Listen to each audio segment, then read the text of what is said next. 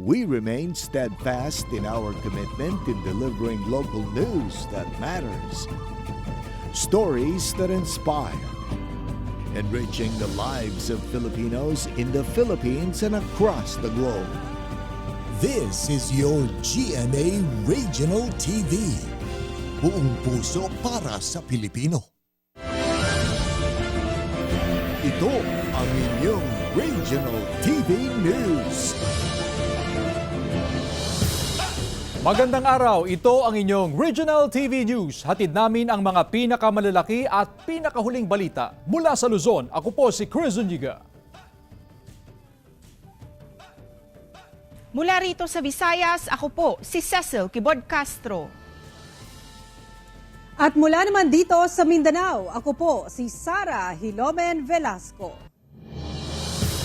Nakalalanghap pa rin daw ng kemikal mula sa dagat ang ilang residente sa isang barangay sa Bawan, Batangas, ilang araw matapos ang nangyaring pagtagas ng solvent sa lugar.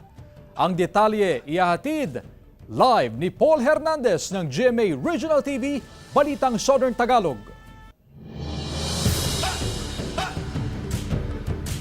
Paul?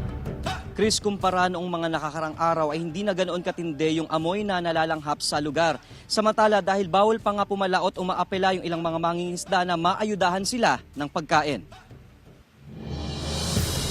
May nalalanghap pa ring kemikal ang residenteng si Mary Grace sa tabing baybayin sa Barangay San Miguel, Bawan, Batangas. 4 na araw nang mangyari ang chemical spill ng solvent mula sa isang storage facility. Hindi na muna nakakapagtampisaw ang apo niya sa dagat. Delikado kasi para sa kalusugan ng mga bata at matatanda. Sobra ho kasi ang amoy.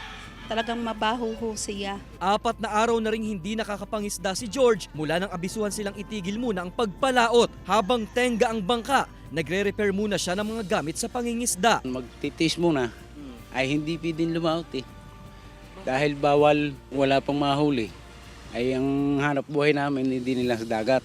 Hindi pa tiyak kung kailan sila makakapaghanap buhay muli sa dagat. Panawagan nila sa lokal na pamahalaan at sa may-ari ng storage facility na maayudahan sila. Para maitawid naman yung araw-araw na pang saing namin, pagkain. Di bali yung panggastos eh, bali wala eh, yung araw-araw ng pangkain namin. Wala pang sagot ang Bawan LGU nang hinga namin sila ng pahayag tungkol sa hiling na ito. Pero ayon sa Provincial Disaster Risk Reduction Management Office o PDRRMO Batangas, isasangguni nila ito sa nararapat na ahensya ng pamahalaan. Ngayon, if they are already in crisis, ako po ay makikipag-coordinate sa WTO regarding that. Kung sasabi ko po ito sa PSWTO kasi wala pang inilalakad sa aming Municipal Disaster Risk Reduction Management Office at saka po ang kanilang Social Welfare and Development Office. Patuloy pa ang monitoring ng mga otoridad sa lugar. Aabisuhan daw ang mga residente kung ligtas ng pangisdaan o paliguan ng dagat. Chris, mahigit sa 50 mga mangingisda yung umaasa rito sa dagat sa Barangay San Miguel. Yung iba ay ume-extra na lamang daw muna sa ibang trabaho para lamang makapagpatuloy sa kanilang hanap buhay. Chris. Maraming salamat, Paul Hernandez ng GMA Regional TV, Balitang Southern Tagalog. Ilang lugar sa Iligan City ang nakaranas ng pagbaha dulot ng malakas na ulan kagabi. Umapaw ang tubig sa Tubod Bridge sa Iligan City nang bumuhos ang ulan pasado alas 6 kagabi. Kaya na-stranded ang ilang motoristang dadaan sana sa tulay. Ilang pampasaherong jeep naman ang namatayan ng makina matapos malubog sa baha. Ayon sa Barangay Tubod Disaster Risk Reduction and Management Council, tinatayang nasa 10 purok sa barangay apektado ng pagbaha. Agad namang ni-rescue ng mga otoridad ang ilang residente na natrap sa kanilang bahay, kabilang ang 5 bata at 1 buntis. Dinala sa Barangay Tubod Evacuation Center ang mga apektadong residente. Ayon sa Pag-asa, easterlies at localized thunderstorms ang nagdala ng mga pag-ulan sa malaking bahagi ng Mindanao. Mag-asawa at 4 anyos na anak patay matapos mabangga ng pick-up ang sinasakyang motorsiklo sa Kabanglasan, Bukidnon. Narito ang report ni Cyril Chavez ng GMA Regional TV 1 Mindanao. Nagliliyab pa ang motorsiklo na ito matapos ang aksidente sa Purok 13, Bangkal, Barangay Kapinunan sa bayan ng Kabanglasan, Bukidnon. Nakahandusay sa kalsada ang mga sakay ng motorsiklo matapos mabangga ng isang pickup truck. Ayon sa investigasyon ng pulisya, papuntang Malaybalay City ang motorsiklo, lulan ang rider at 3 nitong angkas. Nahagip umano ito ng kasalubong na pickup truck sa palikong bahagi ng kalsada. Dead on the spot ang rider na kinilalang si Nathaniel Monteliano, kanyang asawa na si Verlinda Monteliano at kanilang 4 na taong gulang na anak na si Lexine Monteliano. Kritikal naman ang 12 anyos na pamangkin ng mag-asawa na si John Paul Agsula. Tumilapon ito sa lakas ng impact ng banggaan. Ato ang pagalantawon kung nganong naka-encroach kini siya sa linya sa katong gidaganan sa maong motorsiklo. Kaagad na sumuko ang driver ng pickup truck na kinilalang si Charlo Camaso, 40 anyos, na residente ng Linabo, Malaybalay City. So far as to our coordination sa Kabanglasan, wala pa kita nadawat kung kini nga insidente will not be settled no sa ilahang both parties, then probably ang ato ang kapulisan sa Kabanglasan will file a case of reckless imprudence resulting in multiple homicide and a serious physical injury. Mula sa GMA Regional TV 1 Mindanao, Cyril Chavez nagbabalita para sa GMA Integrated News. Pasintabi lang po mga kapuso, napugutan ng ulo at halos nagkalasog-lasog na ang ibang bahagi ng katawan ng isang lalaki sa Barangay Larigay sa bayan ng Pulangi, Albay matapos aksidente itong masagasaan ng tren. Base sa investigasyon ng Pulangi Municipal Police Station, alas 7 ng gabi nitong November 6, naglalakad daw ang naturang lalaki sa gilid ng riles nang bigla raw itong inatake ng kanyang sakit na epilepsy. Ito rin ang naging dahilan ng kanyang pagbagsak sa riles hanggang sa nasagasaan na ng tren na nagmula sa Naga City, Camarines Sur at patungo sa Ligao City, Albay. Iniimbestigahan na rin daw sa ngayon ng Philippine National Railways ang nasabing insidente. Mas paigtingin naman daw ng kapulisan ang Information Education Campaign, lalo na sa mga nakatira sa gilid ng riles para maiwasan na ang kalintulad na aksidente. Lalong-lalo na kapag umaandar na yung tren na dadaan po dyan, siguraduhin po natin na malayo po tayo at mag-ingat po lagi. 2 milyong pisong danyos ang naitala matapos na masunog ang 3 classroom sa isang paaralan sa Mabinay, Negros Oriental. Inimbestigahan pa ang sanhi ng sunog na tumupok sa 3 classrooms ng Dahile Elementary School. Walang nasugatan sa sunog na nangyari umaga nitong Lunes. Ayon kay FO2 Emmanuel Bison, arson investigator sa Mabinay Fire Station, nag-umpisa ang sunog sa kusina ng paaralan na kumalat sa katabing classrooms. Naapula ang apoy sa loob ng 1 oras. Ayon sa investigasyon ng BFP, hindi kaagad napansin ang sunog dahil akala ng mga tao ay may niluluto sa kusina ng paaralan.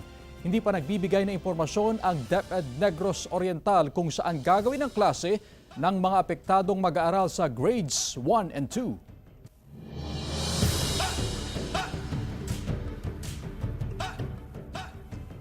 Mga abo na napaslang ng OFW sa Israel na si Grace Cabrera na iuwi na sa Pampanga. Ang detalye sa report ni CJ Turida ng GMA Regional TV 1 North Central Luzon.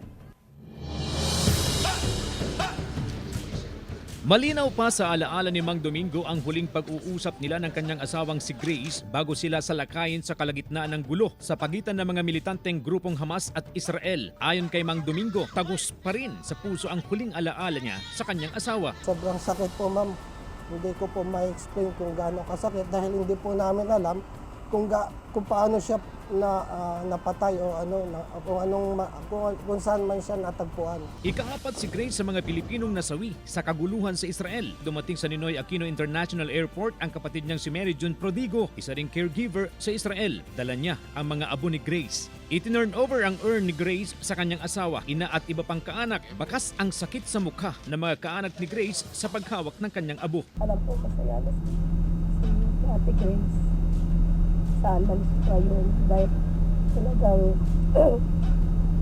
pangarap niya makapunta ng Israel, makatungtong sa Holy Land. Iniuwi sa Pampanga ang abo ni Grace at nakaburol ngayon sa isang memorial park malapit sa tahanang naipundar nilang mag-asawa sa bayan ng Apalit. Siyempre nasaktan siya kasi nawala yung anak mo. Parang hindi ko lubos maisip ko ba't nangyari sa mga anak ko yung ganyan. Mahigit 4 na taong nanilbihan bilang caregiver si Grace sa Israel para masuportahan ang kanyang pamilya at kamag-anak. Ito lang ang tatandaan mo, Han, sa ikabuturan ng aking puso ay buhay ka pa rin. Hindi ka mamamatay sa aking isipan. I love you, Han. Mula sa GMA Regional TV 1 North Central Luzon, CJ Torida nagbabalita para sa GMA Integrated News.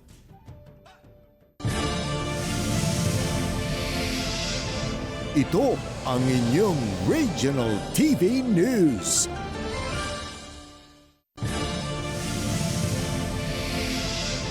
Ito ang inyong Regional TV News.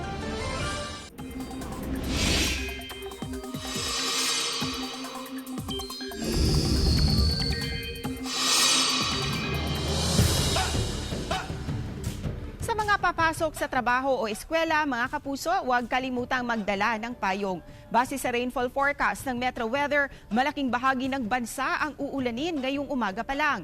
Kabilang na riyan ang ilang panig ng Cagayan Valley Region, Central Luzon, Calabarzon at halos buong Mimaropa Region, Bicol at Visayas. Pagsapit ng hapon, mataas na rin ang tsansa ng ulan sa ilan pang bahagi ng bansa. Posible ang heavy to intense rain sa ilang lugar. Kaya maging alerto mula sa banta ng baha o landslide. Ayon sa Pag-asa, easterlies ang nakaaapekto ngayon sa Southern Luzon, Visayas at Mindanao, habang hanging amihan naman ang umiiral sa extreme Northern Luzon. Isang 50 anyos na lalaki ang natagpuang palutang-lutang sa dagat na sakop ng Balayan, Batangas. Tutukan sa report ni Paul Hernandez ng GMA Regional TV Balitang Southern Tagalog. Wala ng buhay nang matagpuan ng mga otoridad ang 50 anyos sa si Maximo Rosero, residente ng Barangay Navotas, Balayan, Batangas, matapos umanong malunod. Ayon sa pulisya, si Rosero isang mangingisda na napag-utusan na magbantay ng bangka. Ngunit sa pagtataka raw ng mga kasamahan nito hapon noong Sabado, wala na sa kanyang pwesto ang biktima. Umaga na noong Linggo nang matagpuan ang katawan ng biktima sa Barangay San Piro, Balayan, Batangas. Karatig na barangay ng Navotas kung saan sinasabing nakapwesto ng pagbabantay sa bangka ang biktima. Ayon sa pulisya, hindi na rin pina-autopsy pa ng pamilya ang katawan ng biktima dahil tanggap nila na aksidente ang nangyari. Nailibing na rin kahapon ang labi ni Rosero sa isang sementeryo sa Balayan. Yung biktima mas mahilig po mag-inom, lagi pong lasing. Siya po ay naglangoy po doon kasi hindi po niya ginamit yung bangka na dapat na gagamitin niya para ma-ferry siya galing doon sa shoreline. Papunta po doon sa bangka na naka-station doon sa binabantayan niya.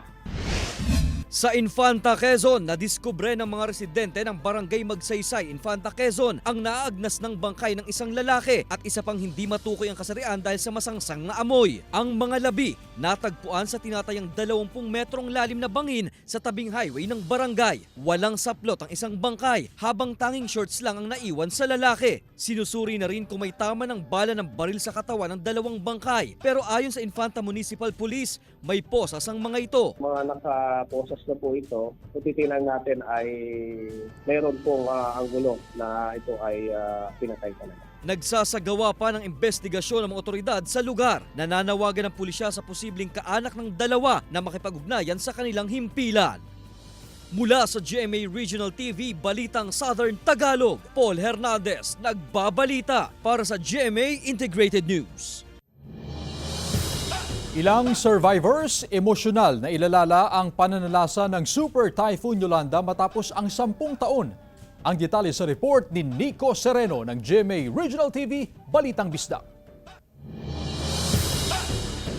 Naging emosyonal ang 56 anyos na si Dionisio De Lingon nang ikwento niya ang nangyari ng manalasa ang Super Typhoon Yolanda. Kasama ang kanyang asawa at 19 anyos na anak sa mahigit 6,000 casualties sa bagyo. Hanggang ngayon, hindi pa rin nakikita ang bangkay ng kanyang mag-ina. Mahirap talaga. Miss mo sila. Alala mo talaga pag dumating ang itong Yolanda. Anniversary. Naalala talaga. Sobra. Lahat ng katawan ko. Sira na sira. Bubong sirado talaga. Puro basa mga dugo ang katawan ko.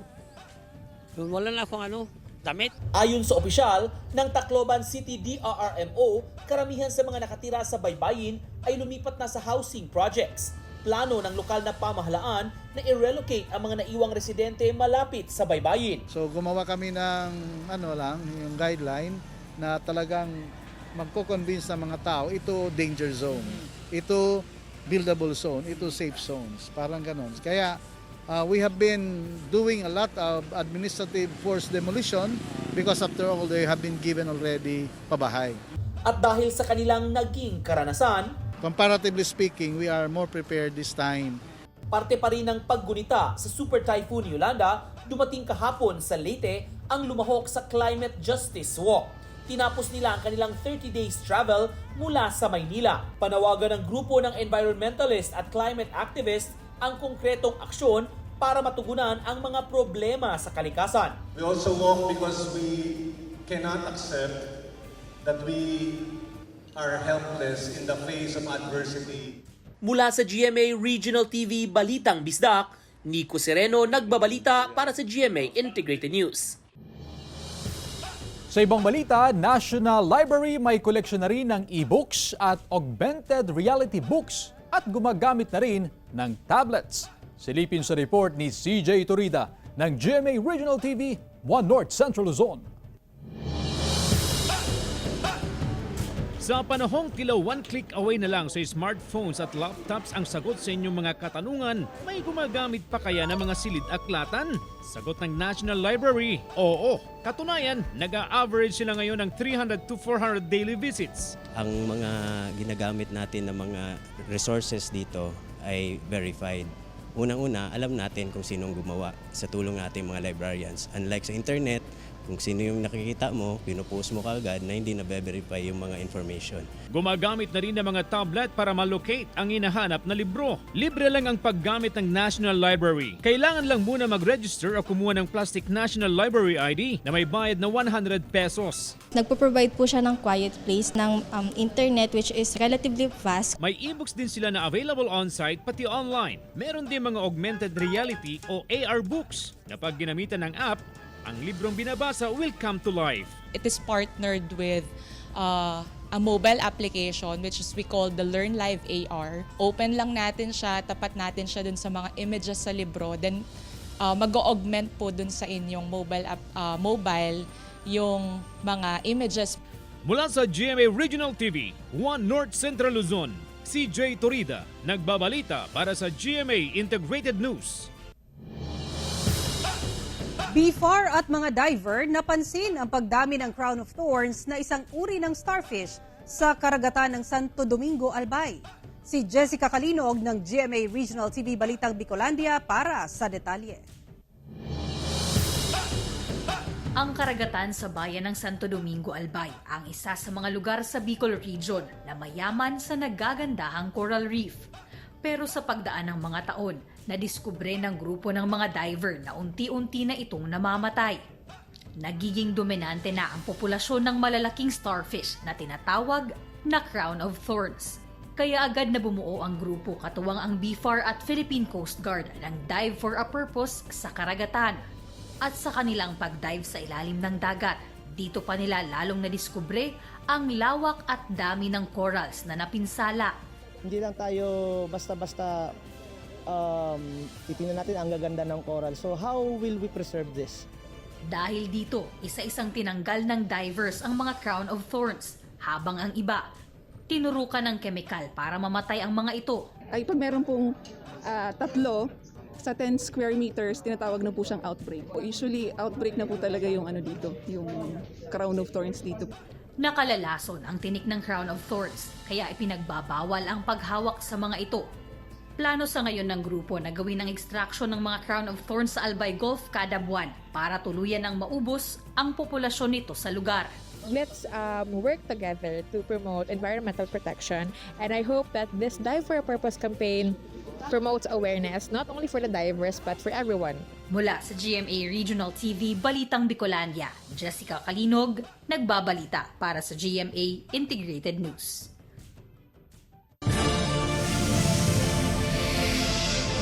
Ito ang inyong Regional TV News.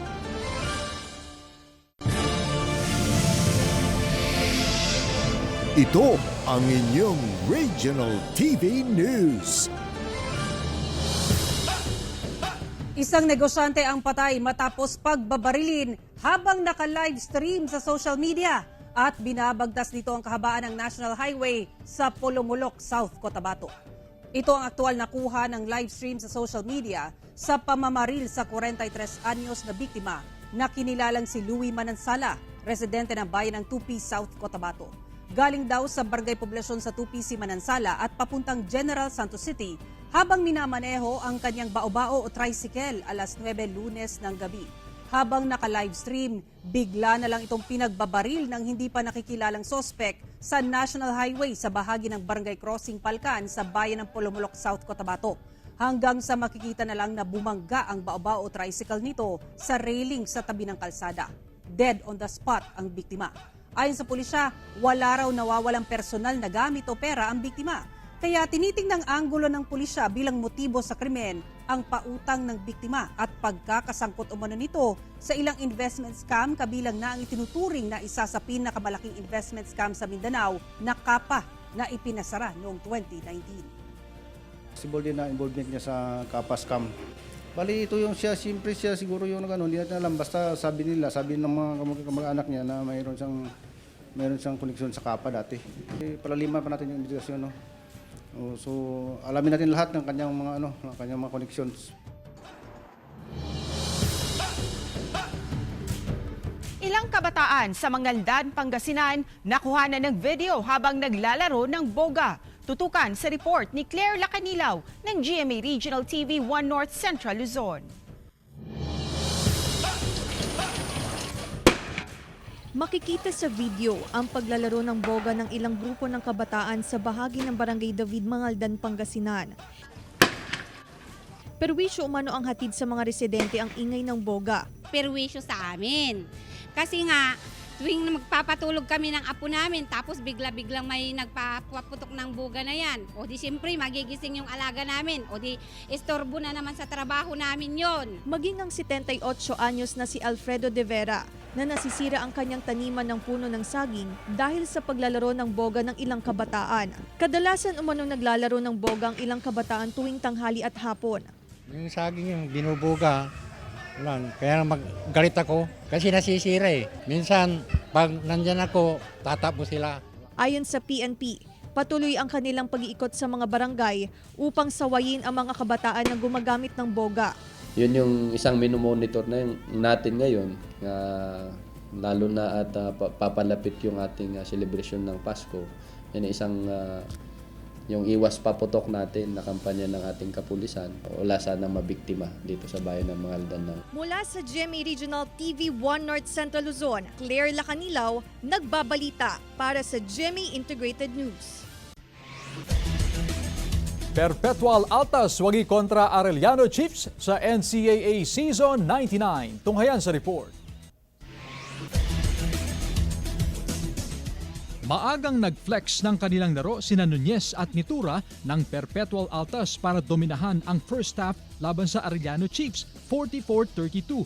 Gumana rin ang Barcuma Omega Connections para makaambag sa laro ng Altas. Sinubukang humabol ng Chiefs sa panguna ni Timac Ongotan pero sa huli nanaig ang Altas 81-74.